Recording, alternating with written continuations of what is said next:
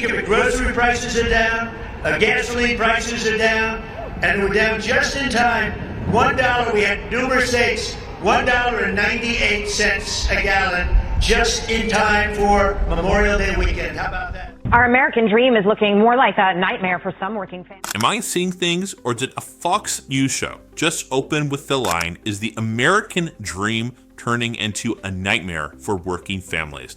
When Fox is saying things like this, you know things are bad. Working families, new research finding that the lifetime cost of hitting the traditional milestones, things like home ownership, retirement, kids' college, healthcare, weddings, cars, vacations, etc., now totals a staggering $5 million. And here's the kicker. Americans haven't gotten any richer over the last 5 years. Wages flat, savings weak, costs through the roof. Kenny, when I just have conversations with real people about how they're feeling, they don't focus on the inflation rate or the data or a lot of the stuff that we talk about in the technical aspect of the markets here. Right. What they tell me is this. You've seen prices go up. This rate of inflation, okay, that's come down, but the prices never came down. Right. And I didn't make more money. And so the value of my dollar essentially. Fox News can't even pretend that things are going well for the everyday American, despite the fact that they control both the White House and Congress, and Trump keeps on basically doing whatever he wants to do despite what the law says. But when it comes to working Americans, when it comes to people doing things like affording a house, affording college, affording groceries, Trump doesn't do much. All of a sudden, he's powerless. All of a sudden, Mike Johnson is powerless. Fox News admitting here how hard it is for people, saying that the American dream costs $5 million. This obviously is unattainable. But what did the Republicans do instead? They passed that big, awful bill that just made things worse, cutting healthcare for millions of people, which not only devastate those millions of people who actually have health issues that they need healthcare for, but it also devastates the cities and the communities and the states, because then hospitals don't have enough money, doctors don't have enough money, healthcare for everybody hurts, except for the ultra rich who have a way of always getting what they want. That big awful bill cut healthcare, it cut things like money for children's lunches, and instead gave tax cuts to the ultra rich. We all see in real time their priorities, and they're doing nothing about it. All of a sudden, they're powerless. The fact is instead of actually trying to solve the problem, they distract and make it all about somebody who's come into this country, an immigrant who's coming into this country also to trying to get the American dream. Then housing prices go up because of that.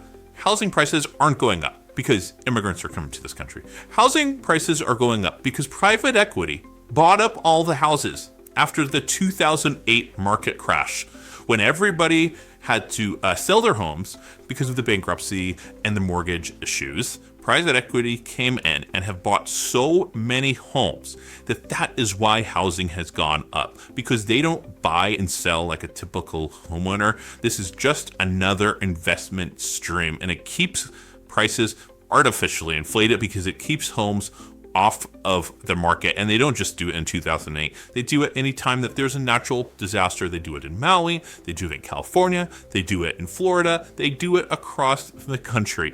But Republicans aren't calling out private equity because those are their friends.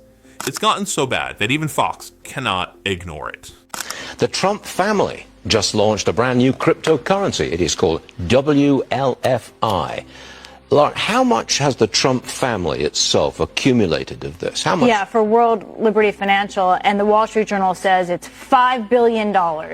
So this coin, WLFI, is currently the 33rd largest coin by market cap, about $6 billion worth, according to CoinGecko. The family holds about a quarter of the tokens out there. They can't sell them, but now that the token has launched on the public markets, we have a valuation for it. The Wall Street Journal says this token is the family's most valuable asset, exceeding their property portfolio. But they can't sell those tokens. They can't do it. No. Not yet. Not yet. Correct. Not yet. My goodness me. $5 billion? Eye-popping numbers. He is the crypto president, the first one ever. A lot of crypto-friendly legislation, regulation. What it amounts to is it's crypto-friendly legislation coming from the President of the United States, who is in turn cashing in on the crypto phase, personally, his family. Conflict of interest. They say no, but that's how it appears. That's true. The CEO of McDonald's is talking about our two-tiered economic system, the economic system that is apparent for anybody paying attention. The fact that people have to work multiple jobs just to pay their basic bills. And then on the other hand, you have Tesla approving a $900 billion pay package for Elon Musk if he meets certain goals, as if there are no employees working for Tesla other than Elon Musk. This two-tiered system is obviously exacerbated by what Trump did in the budget bill. The CEO of McDonald's says that they are seeing double-digit decrease in people buying their food and that people are skipping breakfast. This is what happens when you don't have enough money to buy food. And of course, it's not just McDonald's. We're seeing what's happening with the SNAP benefits.